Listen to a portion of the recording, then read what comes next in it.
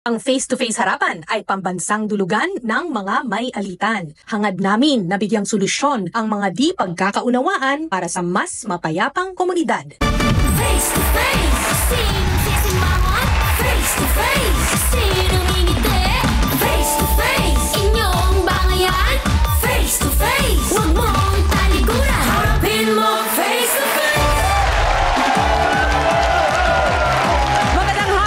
Kapatid, handa na ba kayong sumabak muli sa umaatikabong diskusyon? Ako po si Donita ng sa inyong maganda at kaganda-gandahang tagabuyo na hindi umaatras sa talakan at talakayan. Kasama ang team, wala! Kami ang certified palaban!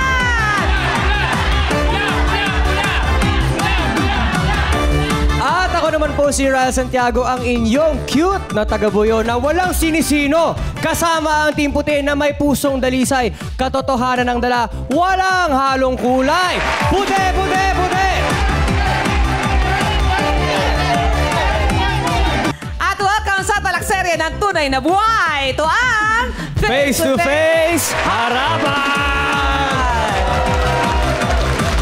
Eto, sila naman ang mga tunay na inspirasyon dahil minumulat nila tayo sa kanilang matalino at mapusong opinyon. Our harapang tagapayo. Ang ating eksperto pagdating sa usapang legal, Attorney Lorna Capunan. Ang ating guest, spiritual advisor, Pastor Eric Totañez. And our resident psychologist, Dr. Camille Garcia. At narito na ang ating pasimuno. Layunin niyang linawin ang anumang usapin. Walang sigalot na hindi kayang ayusin ang pambansang referee, Ate Corina Sanchez-Roy! Ate Corin! Ate Corin! Ate Corin! Ate Corin! Ate Corin! Oy, thank you sa ating pambansang pretty. O, binabi ko na. Ayan na, gumaganda na. Ang pambansang pretty na si Donita Knows at ang pambansang pogi. Wow! Bruce Lee, ikaw ba yan? Ayan. We're ready lang. Ang ating trio tagapayo, kilala pa si Bruce Lee. Ayan. Welcome, Pastor Eric, Ate, siyempre, Attorney Lorna and Doc Camille. Maraming salamat. Isa na namang problemang pambarangay ang ating susolusyonan ngayong hapon. Kami na po ang magsisilbing tulay para magkaroon ng kaayusan dito sa Face to Face Harapan! Ngayong hapon, iikot ang kwento tungkol sa katuwang ng marami sa paghahanap buhay ang... ito. Ano ang pambansang katuwang sa paghahanap buhay dito sa Pilipinas? Kariton! Yan! Sa pangangalakal, sa paghahakot ng panambako, paninda at sa iba pang gawain, ang kariton ay inaasahang tunay. Kaya naman, laking perwisyo kapag nasira ang diskarte sa Rent a Kariton. Ganito na ang itsura ng kariton na inarkila. Kinakalawang at ang gulong natatanggal na. Yan si Judith, sinungaling yan eh. Kasi siya ang last na numerkila ng kariton. Kaya yung pagbalik niya, tatanggal na yung gulong. Yan po si Victor, talagang mapanirang tao sa naghanap buhay naroon sa pag-aakot ng mga kung anong kalakal. Ngayon, si Judith, di tuloy makayaram sa ibang tao na may kariton, gawa ng paninira ni Victor. Kariton kaya ay may tutulak pa o tuluyang matatambak na? Ayun na nga!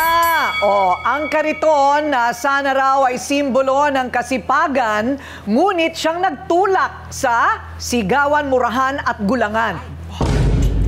Heto na, ang nagrereklamo. Jojit, humarap ka na!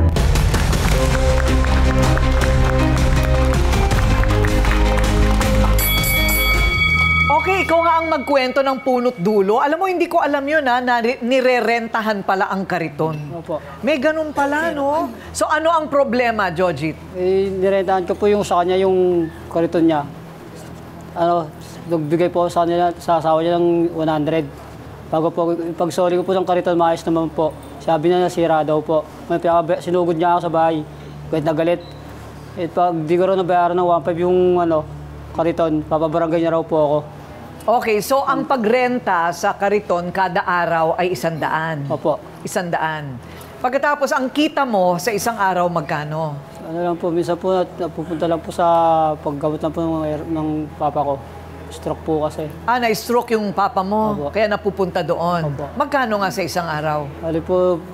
Papakiyawin ko po yung panambak ng 1.5. Mga 1.5 Opo. sa isang araw. O talaga mababayaran mo naman yung renta. Di po, Ang problema, di- nasira. Hindi naman po, ma'am, nakasiraan yung ma'am eh. Ano ba yung sira? Yung bakal lang po, natanggal po yung welding ng bakal. Gulat na lang po, yung pinakita nila sa akin, karito na sira na po yung gulong. Hindi naman po nakasiraan yung ma'am eh. Okay. Ano ang katibayan mo na maayos siya nung sinoli mo? Yung lang po, yung kasama ko. May kasama ka na magsasabi na maayos mong binalik yung Opo, kariton. Anong nangyari nung sinugod ka? Yun po, pinaliwanag ko rin po sa kanya ma'am na di po sira yung sinoli po yung kariton. Okay, anong ginawa nga? Pinagmumura ka ba? Sinuntok ka ba? Hindi po, pinagmumura lang po ako. Bago sabi sa barangay raw po kami magayos. Sa barangay daw kayo mag-usap. Opo. Ayun. Ano yung hinala mo? Sige, ikaw magsabi. Ma'am, sa dami po ng umarkila sa kanya ng kariton, mali niyo po, yung pagsoli ko, may umarkila sa kanya. Yung ibang nakasira, ako po magbibintangan niya. Bakit ka naman pepersonalin? Ewan ko po sa kanya. Halos po kasi lahat ng kagulakan nasa kanya eh. Bakit? Bakit Minsan mo po naman kasi nasabi? nakuturata ko na palibasa po wala po akong magamit na kariton. Siya po minsan sinusulot niya kasi po siya may kariton eh. Siya gusto magakot. Nakuturata niya pa. Interesado siya doon sa na kumukuha sa'yo. Opo, ma'am. So sa pagre-renta-rentang ganyan, wala kayong kasulatan na in good condition, tinanggap mo. Ibinalik mo, in good condition, siya naman ang pipirma, walang ganon. Wala po, ma'am. Mali. Dapat may ganon. Kaya kita mo nangyayari Kahit ngayon. picture lang po, no, ate ko ring before and after. Correct. O may cellphone na tayo ngayon, picture-picture, di ba? Kailangan talaga ganon. Kung hindi, madalas sa ganyan.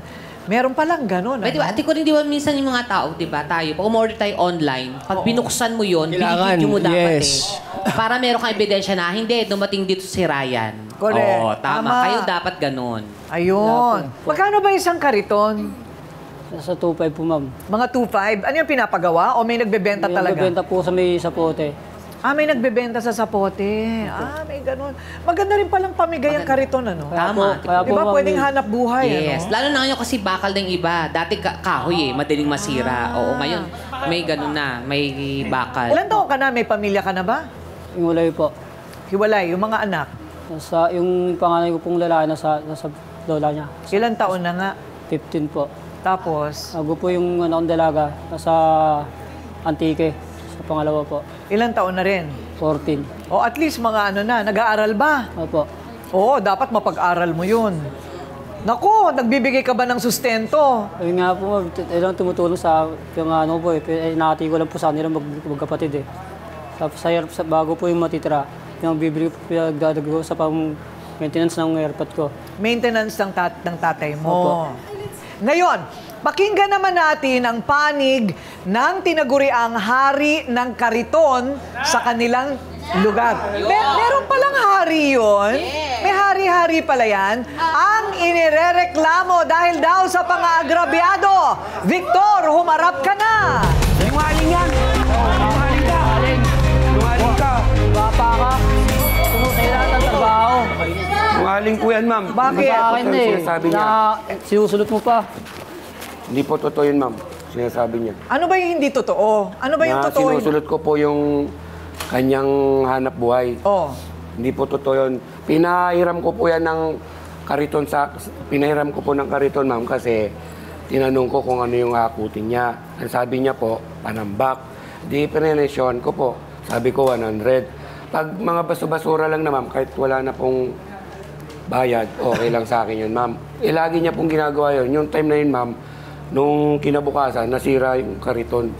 Siya lang po ang humiram. So, paano mo patutunayan na nung sinoli niya sa'yo, tinanggap mo naman ng maayos, sira? At siya ang nakasira?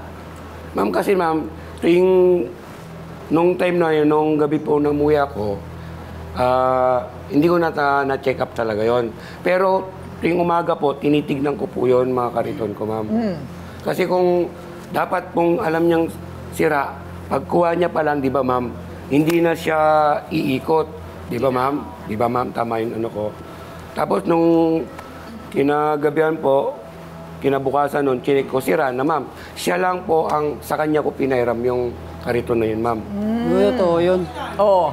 Pero, yan na ngayon ang sinasabi namin sa kanyang problema. Dahil wala kayong kasulatan at yung tamang sistema ng pagpaparenta, pagre-release at pagtanggap ulit, hindi kulang yung sistema ninyo eh. Kailangan may nag-i-inspeksyon kung ano ang kalagayan ng kariton pagka yan ay isinoli sa inyo. Meron ka bang testigo? Meron po, ma'am. Nandito po yung ano ko, ma'am. Ayun na. Dito na tayo titingin sa mga kakampi ninyo. Hindi ba? Tungkol dito sa isyong ito. Makatarungan ba na pagbayarin mo siya ng 1.5? Kung hindi, 1.5 kasi isang kariton eh. 1.5 ang isang kariton, kailangan daw palitan niya. Paano ngayon yon kung hindi mapapatunayan yon? O tingnan natin ngayon mula sa kanilang mga kanya-kanyang kakampi kung ito ay mapapatunayan sa pagbabalik ng Face to Face Harapan. Face to face, sinong sisimangot? Pin mo face to face.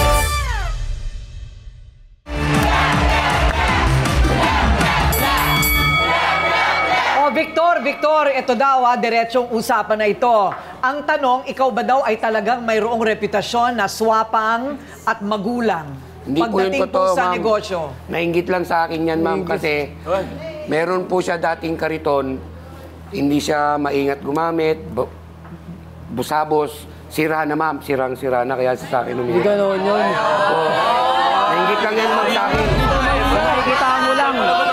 Kung saan nakakarating, para lang maglako ng mga magulang ko. Jojit, ikaw, anong sagot mo? Ma'am, pag wala, kahit po wala, di ko po mayroon yung kariton niya. Ginagawa ko po para po makapagtinda po ako. Dalawang timba po, diadala ko. Makapaglako ko po lang po ng gulay sa kung saan po makarating hanggang sa makaubos. So, ang sinasabi naman niya, hindi ko kailangang manira kasi masipag ka naman. Opo, ma'am. Parang ganon. Yun ang kanyang sinasabi. Matagal mo ng negosyo itong pagrerenta ng kariton? Ano to niyan, ma'am? Yung isa po kasi, gamit-gamit ng stepfather ko. Nangunguha po siya ng mga basura sa subdivision, sa mayayaman. Ngayon po yung dalawa, kaya hindi niya mahiram minsan kasi may umihiram po.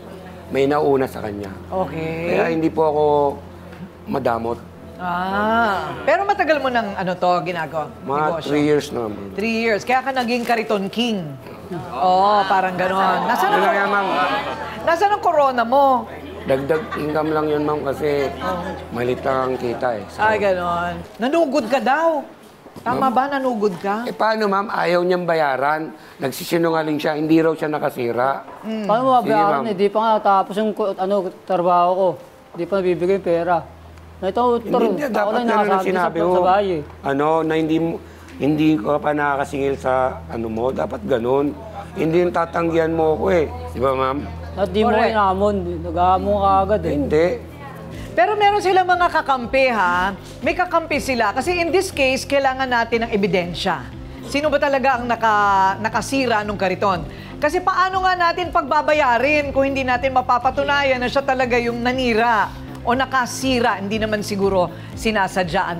Eto na ang kakampi mo. Ang kakampi ni Jojit, ang pangalan niya, Fetus. Fetus, humarap ka na.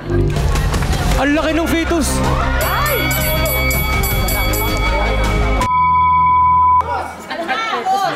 Dadami yung pa ako sa bayarin, ha? Bakit? Anong nangyari? Ito sinama lang ko na ito, ma'am, eh. Kasi nangontrata siya, ma'am. Wala siyang kasama, ma'am. Ngayon, kapitbahay ko siya. Sinama niya ako, binigyan niya ang diskarte. Bakit kayo matadama yung sa baranggayan nila? Ang bihira naman to. Kakausapin ka ni Ryle. So sinama ka niya lang? Ba't ka sumama? Siyempre, kontrata yun eh. Para magkapera, sir. Naintindihan ko naman po. Nagkaintindihan kayo. Kasalanan ni Jojit. Alam mo ng fetus pa yan, sinama mo na. Dapat malaki na kahit paano nung sinama mo siya. Ang tawag daw dyan, child labor. Ayan. Kasi fetus pa lang, sinama mo na. O, Jojit, ikaw ngayon ang inaaway ni fetus. Bakit? Bakit mo daw siya sinama-sama pa?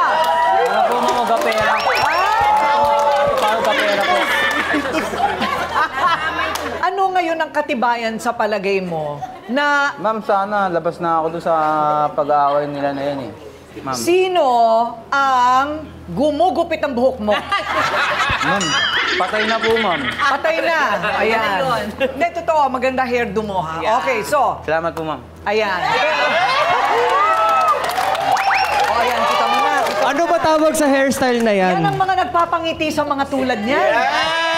Hindi kabuhayan. Huwag mo nang bigyan ng kabuhayan, sabi mo na ng pogi siya. Natuwa pa sana ako sa'yo, pare. O, so, okay, so wala tayong pakinabang kay fetus. Iwanan na natin siyang mag-isa dyan na nagmumukmok. Manood ka na lang. Okay, manood ka na lang. Pakita nga natin doon sa ating mesa ng ebidensya yung hinahakot na panambak. O ayan, eto na po ngayon yung hinahakot na panambak. Meron tayong mga litrato. Anong laman nito? Anong laman? Mga po na bato. Mga bato po yan na malalaki. Mga batong malalaki. Pinagtibagan, ma'am, ng mga pader. Ay, kailangan talaga bakal. Oo, kailangan talaga bakal. So, nakasako, mabigat ito talaga. Mabigat po yan, ma'am. Kaya naman nung mga pinaparentahan mo na kariton itong ganito. Basta wag lang po ma'am pupunuin, ma'am. Wag lang Tatlo, pupunuin. apat, opo, gano'n. Oo. Posible kaya, Victor? Posible ba na iba ang nakasira? Hindi, ma'am. Siya lang talaga, ma'am. Totoo po yun. Ay, tama mo, kahit may laman yung kariton, nagbibit-bit pa ako ng ano eh, ng nakasama. Hindi nga, dalamin yung karton mo. Kahit may laman pa yung, yung kariton mo. Imagine nyo po, siyempre, pagkuhanan yon kung sira, ma'am, hindi niya na itutuloy, di ba? Sasabihin sa akin. Di ba, Ano ba ma'am? sira ng kariton? Yung baka lang naman ang may ano ron, di naman yung gulong eh. Ipakita nga natin mula sa ating mesa ng ebidensya, kariton ni Victor. Ano ang itsura ng kariton ni Victor? Thank Malit you, lang, ma'am, Ryle. malit lang. Ayun. Ano ba itsura nito? Malit lang po. Nakatayo. Ay, puro kalawang na rin. O, ayan. Problemado. Nakatayo. Motibo yan, ma'am. Bago po, babayaran niya po sa ano, 1.5 yan. Ano, no? Sira na yan eh, bago babayaran niya sa ano, 1.5. Kaya nga. So, 1.5 daw yung ganito. Saka ma'am, bibili ako ng ano, ma'am, yung gulong. Nasira din nila yung ma'am. Nasira din yung Opo. gulong. Isipin nyo, ma'am, 100 lang po singil ko. Magkano kita niya, ma'am? 1.5. Oh. Oo nga naman. Paano naman po? Oo nga naman din. 100 lang ang singil sa renta. Tapos 1.5 ang kikitain. Mahirap to talaga ang buhay, pero maaayos din natin ito. Para nakikita ko na ang solusyon. Ayan! Para kasi mag-aabono na naman si Donita. Ay, ba't ako? Mag-aabono na naman si Donita. Hoy, ikaw naman, girl! Ate Kuning, huwag niyo kayo damay dyan si Pitos nga. Ayaw madamay, ako pa kaya. Okay, itutuloy kaya ang negosyo ni Victor at magkabati-bati kaya sila sa paanong paraan? Ano naman ang sasabihin ng kakampi ni Mang Victor? Correct. Yan, sa pagbabalik ng Face to Face, Harapan! Pula! Pin mo face to face. O ito, siya naman daw ang nakakita sa sirang kariton na itinutulak ni Jojit. Ba, meron tayong eyewitness. Eto na po ang kakampi ni Victor, Vladimir. Humarap ka na! Ay! Kasi nangaling mo? Wow! Nangaling ang tao, ha? Kaano-ano mo, Victor? Pamangkin po. Pamangkin. Oh, Vladimir. Si Jojit, ma'am. Ha? Ibinalik niya po yun, nakita ko po yung sirang yung kariton na yun eh. Sabihin niyang ayos. Eh, hindi ko lang po Taga alam saan eh. ba kayo? Taga Ano, ma'am? Talabauno. Talabauno po. Bakor. Talabauno sa Bacoor. Nakita mo, dala-dala ni Jojit. Apo. Ano yung umiika-ika na? Anong nakita mo? Ano yung talaga nakita mo na sa Sira sarili na- mong mga mata? Sira ha? na po ang kariton, ma'am. Yung gulong mo po. Yung gulong sira. Hindi na gumugulo. Gumigawang-gawang nga. Gumigewang na. Okay. O baka naman sabi naman niya, maayos nung kanyang kinuha eh. Di ba, Jojit, sabi mo maayos nung kinuha mo. At maayos mo ring isinoli. Opo. O ano yung guni-guni ba niya yon? Ano sa palagay mo? Opo, pinagsasabi niyo mga yan. Ha? Hindi po alam yung mga pinagsasabi nila eh. Nungaling po talaga yan, ma'am. Nakita niyo yun, baka pa, gano'ng buhay na ako. Ako ma'am, napansin ko rin pong sira yun. Hindi man po sira, nung kinuha namin ni Jojit yun doon sa Sira kanila. na po yung bakal. Gewang na talaga yun, ma'am. Pero iningatan po namin yun. Iningatan po namin yun. Na maibalik na ganun pa rin yung sistema. Ewan ko baka sa kanila kung bakit pinapapalitan nila yung gulong noon, pwede pa naman. Ang punot dulo nito talaga, kabuhayan na kailangan nating lahat. Tama, Victor? Opo, ma'am. Kaya wag na natin palakihin yung problema kasi swerte na nga kayo kung tutuusin. Kailangan lang natin hanapan ng solusyon para matulungan din kayo sa iba ninyong problema. Correct. Tama ba? So ano kaya yung solusyon na yun? Ano sa palagay mo, Pastor? Ano sa palagay mo ang solusyon dito sa ganitong sitwasyon? So Victor and Jojit, kailangan maging kayo, tapat kayo sa isa't isa. Sabi sa Biblia, Kawikaan 12:22, namumuhi si Yahweh sa taong sinungaling, ngunit ang tapat ay ligaya niya at aliw. So I think you settle it sa sarili ninyo. Totoo ba yung sinasabi mo na wala ka naman talagang kinalaman dyan? Victor, totoo ba yung sinasabi mo na talaga namang sinira mo? Kung pinapahalagahan mo yung negosyo mo, sarili mo, bigyan mo rin ng pagpapahalaga yung kapwa mong nakakababa sa'yo. Yung mga kapos sa sa kabuhayan. Mahalaga na maintindihan natin yung mga bagay na ito, yung nasa ng ating yung mga desires in our hearts. It reflects our actions, it reflects our decision making, and it reflects how you relate to each other. Nakikita kung paano nyo tinatrato ang isa't isa. Gusto mong buntalin, gusto mong awayin. Pahalagahan nyo ang isa't isa. Gusto nyo namang maghanap buhay pare-pareho? Magsabi kayo ng katotohanan para magkaroon ng kaayusan. Ayan. Narinig nyo ba? Ano sa palagay ninyo ang solusyon dito? Siguro po dapat pag-usapan nyo na lang po ng maayos. Kasi kung mag-aaway lang kayo na mag-aaway, babalik at babalik lang sa issue. So tama po yung sinabi ni Pastor. Kayo naman po yung nakakaangat. Bakit hindi na lang po kayo magparaya ba? Kasi si Kuya kasi wala na nga siyang halos hanap buhay. Sisingilin niyo pa ng 1.5. Ano na lang yung para sa kanya kung bibigyan na sa inyo? Diba po? Oo, kasi yung halagang 1.5 sa ibang tao ay wala, pero para sa iba, malaki. Napakalaking halaga niyan. Dito naman, ano naman sa palagay niyo? Para naman maging patas dito kay Victor, syempre, namumuhunan din siya, yung maintenance nung kariton niya. At kundi rin dahil sa kanya, hindi rin kayo magkakaroon ng hanap buhay. Sana ingatan nyo. Kasi kung may diferensya yan, dapat maaga pa lang sinabi nyo na, Victor, may diferensya to, hindi gumugulong. So dapat na intindihin nyo rin yung panig niya kung bakit ganyan nagrereklamo si Victor dito. Tama. Tama yun. Salamat.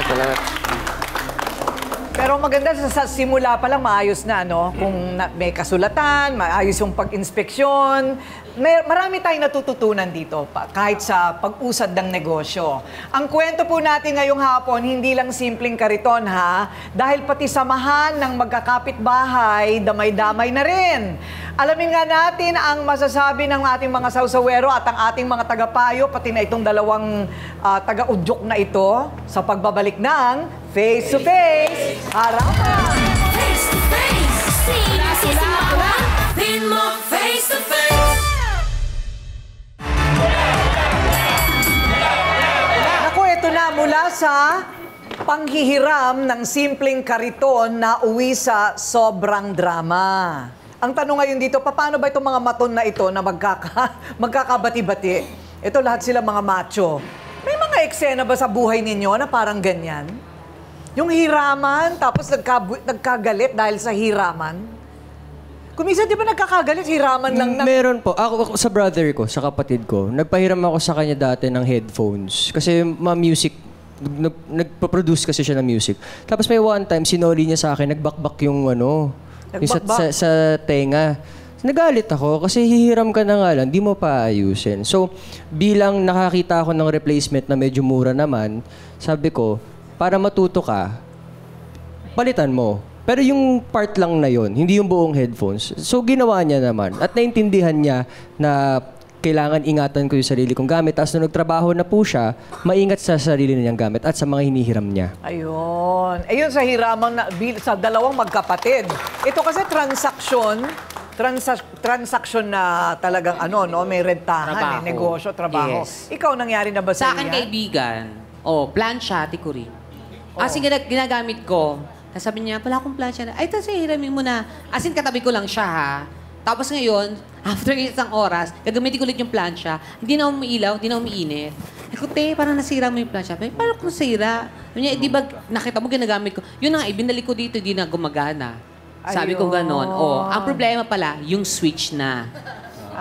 So may ibang bagay pala na dapat isipin natin na hindi dahil sa kung ano yung gamit na hiniram, hindi. May ibang aspekto minsan tayo na dapat isipin pala na baka yung pala may problema at hindi yung gamit. May nakikita na akong solusyon dito, ha? Pero huwag kayong mamimihasa. Pero bago yan, alamin muna natin kung ano ang sasabihin ng ating harapang tagapayo.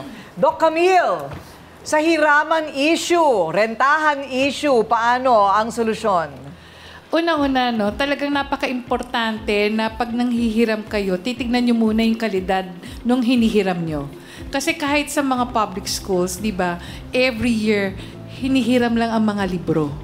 At sinasabing ganon, palitan ng cover. Pero paano mo papalitan kung wala ng cover yung hinihiram mo? Tapos sasabihin ng teacher, ikaw magbabayad dahil kasi ano yan, alam ko pinahiram yan, ganito. So sana, pagdating sa ganyang pagkakataon, matuto kayo na titignan niyo muna yung kalidad nung inyong hinihiram. Kasi wala namang masama dun eh. Alam niyo, meron ding problema dun sa mga nanghihiram. Katulad nung sinabi niyo, yung bato, imposible na dahan-dahan yung nilalagay sa kariton yun. Siyempre, pag mabigat, binabagsak yon. So, yung weight nun, talagang maaapektuhan yung bearing ng mga gulong. So, talagang kahit anong klaseng ingat ang gawin natin, mahirap yan. Alam niyo naman, kahit sa mga groceries, yung mga pushcart, anong unang problema? Gulong. Sa mga pushcart sa airports, anong problema? Gulong pa rin. So sana pagdating sa ganyan, isipin natin, umiikot ang buhay, umiikot din ang ating buhay para maging maayos. At dito dapat sa face-to-face magkaroon ng kaayusan. Yun lang. Ganda! Attorney Lorna, paano masisecure ang isang nagpapaupa ng kahit na ano? Di ba? Lagi natin sinasabi dito sa face-to-face, pag ganyan, nagpapahiram o umuutang, dapat may kasulatan, agreement. Kasi yun ang good practice natin. Pangalawa, maganda yung suggestion ni Ryan, no? Kung ayaw nilang agreement, kasi syempre, mahirap yung pirma-pirma. Kunan ng picture.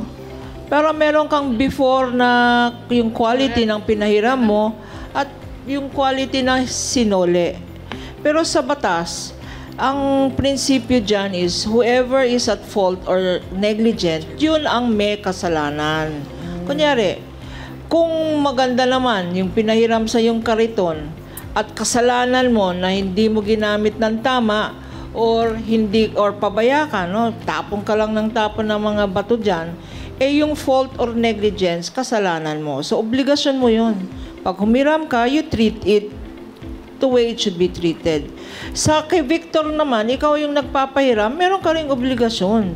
Yung obligasyon ng maintenance tsaka repair. Ha? Kasi pag sinabi mo, pwede pa, hindi pwede yung pwede na. Kung nagpapahiram ka ng kariton, isipin mo na meron ka namang 100 na renta na binabayad sa'yo, gamitin mo muna yan para gumanda yung kariton mo. Mas maganda pa, pag gumanda yung kariton mo, mas gaganda pa ang relasyon yun lahat. Kung minsan, iniisip natin na mas madaling magrenta. Mas madaling umipon para bumili na lang. Yung 100 a day na yan, yung 25 days na yan, pwede ka nang bumili ng isang kariton. Kung 2.5 lang yung kariton na yan, di ba? Pwedeng mag-ipon. Kung minsan, iniisip natin na hiram, isipin natin na pwede na tayong magkaroon ng kariton nating sarili. Kulang rin sila talaga sa advice. Right. Sa mga small business o barangay. Magbigay ng advice ang barangay sa mga sitwasyon na ganyan o magpuhunan ng barangay, tulungan niya ang mga residente doon. Barangay na lang magpahiram. Di ba? Ng kariton na yan. Pwede din. So, kayo naman, Pastor, ano naman po ang inyong maipapayo sa kanila? Sa lahat ng pangyayari sa buhay natin, sitwasyon, palagi tayo may natututunan. Sa mga nangihiram, dapat pag nanghiram ka, itrato mo yung pinahiram sa'yo na parang sa'yo rin. Correct. Huwag mong bahala ka na, hindi naman akin to, babayaran naman kita. We need to learn the lesson na kahit yung buhay natin, pahiram ng Diyos. It's a gift, but we were called to be stewards of the gift. Pahalagahan kung ano ang mayroon tayo, pahalaga ng hiniram, binili, anumang bagay na ikaw ang may take responsibility. That's the lesson for Jojit. And another thing, very important for all of us, stop na yung pa-victim. Hindi tayo biktima ng sitwasyon natin. We must take responsibility, we must assume the responsibility that there are people who will help us. Practical steps, legal steps, and the help that will come from God. But ultimately, the decision manggagaling po sa ating mga sarili. To take on the action, to take on the responsibility that I am in charge of my life and I am not a victim. Ayun, kailangan kayo ang mananagot sa sarili nyo. Diba? So saan nga ba patungo ang kwento ni na Jojit at Victor? Isusulong na ba nila sa pagkakasundo o mananatili ang kanilang hidwaan? Wala pang umuuwi ng magkagalit mula dito sa aming programa. Ito po ang Face to Face Harapan! Face to face, sinong sisimangot? Face to face, sinong harapin mo? Face to face.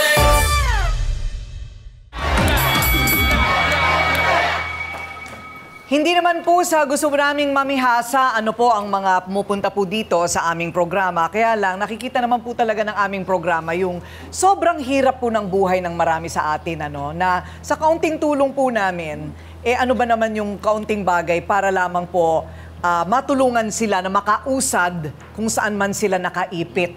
Yun lang naman ang sa atin. Hindi po namin gustong mamihasa na, sige kami nang magbabayad niyan, magbati lang kayo. Hindi po ganon.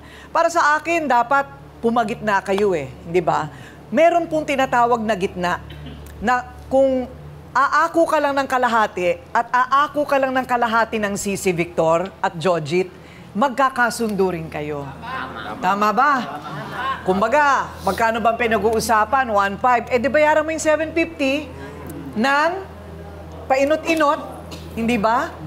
Pero naiintindihan mo yon, hindi ba? Naiintindihan naman natin yon, di ba? Pero dahil nga para sa amin na medyo mas nakakariwasa, ang prinsipyo ko naman, kung makakatulong para makausad na kayo, di ba? Ibibigay ko na lang sa'yo ang sarili mong kariton. Okay? Okay ba?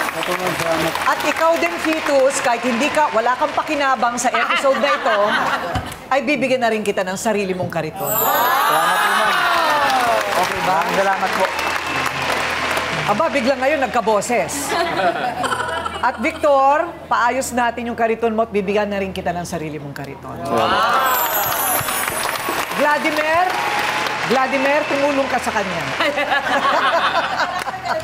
Oy, bigyan mo rin si Vladimir, ha? Kasi halos dalawa na rin yung sa'yo. Pagagawa yung isa at bibigyan ng isang bago. Minsan po nagsa-sideline siya, nag-akot din siya. Kaya nga, magtulong-tulungan kayo. Mga bata pa kayo, malakas pa ang katawan. Pero hindi habang buhay, kailangan yung magtulak ng kariton. Tama. Meron pa kayong pwedeng iusad. Pwede kayong magnegosyo. Kaya amin kayong ilalapit sa barangay na dapat ipagtrabaho kayo dahil hinalal ninyo yung mga yan. Walang trabaho. Ayan. At sila ang tutulay papuntang TESDA para matuto kayo na maghanap buhay ng mas maayos. Para hindi kayo nagkakagulo sa rentahan at saka sa mga katibayan pag nagpaparenta. Kung bibigyan kayo ng kariton, siguro naman aalagaan ninyo. Hindi ba? Alagaan ninyo yan. Yes. Pwede mo rin parentahan. Magpaturo ka sa TESDA kung magkano ang dapat. Masyadong mababa ang 100 kung akong tatanungin mo, ha? Okay. Magbabati na kayo. O magkabayan na kayo dyan. Magkabayan na kayo.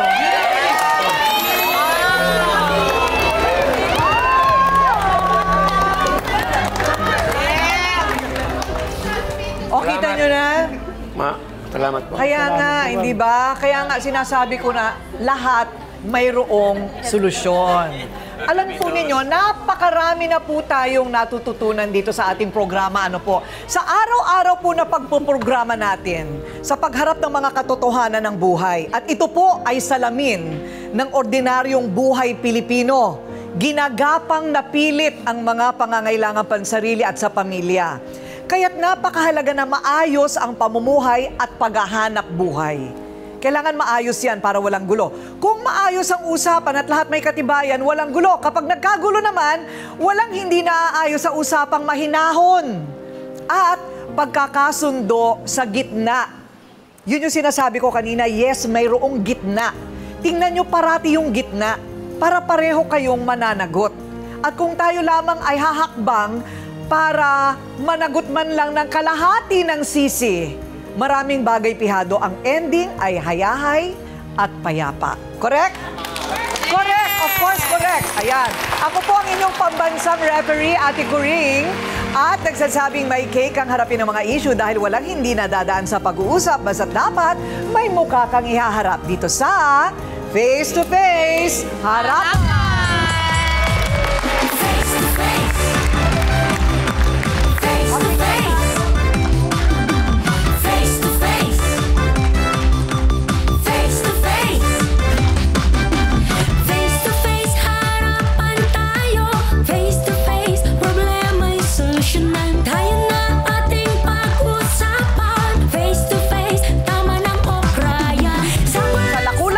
Nagkalabo-labo. Dami mo naman sinasabi, Jenny. Okay. Hindi naman totoo yung pinagsasabi mo. Dahil sa nanira po si Aida, bumaba po kita ko. Hindi! Tungaling ka! Hindi ka pa nakakaranas na ikaw naman yung siniraan. Hindi naman po. Mamaya po pag uwi ko sisiraan.